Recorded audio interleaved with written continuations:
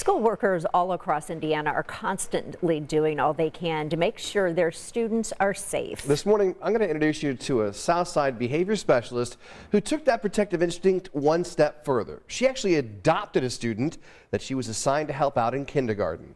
But that's only the beginning of the story.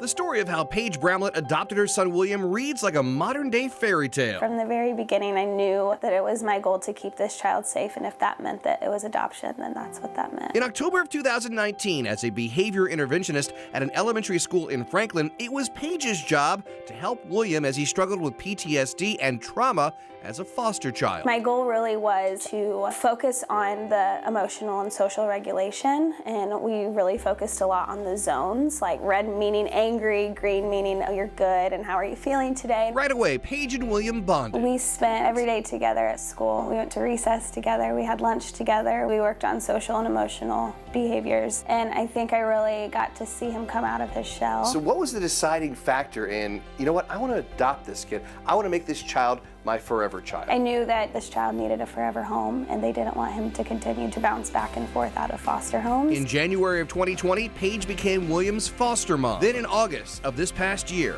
after an intense screening process, 25-year-old Paige legally adopted 7-year-old William. So we were on a family vacation. After that trip was when the whole Miss Paige shifted, and she graduated to mom. Can I have a puppy? This past Christmas was Paige's first as mom to William. She hit a home run, along with Santa, delivering this puppy as a present. That's when it all happened. Hoping for a puppy!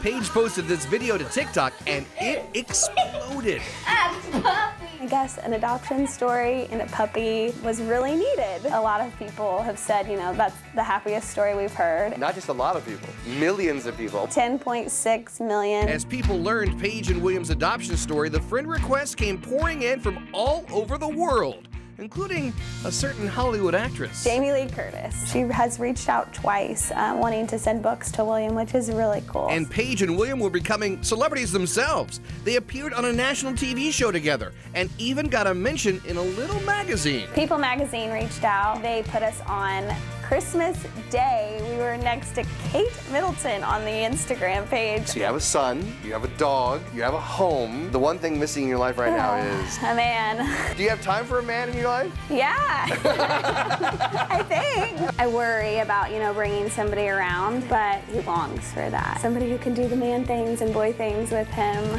because I cannot throw a football. It's not the easiest situation, but I think that eventually we'll get that.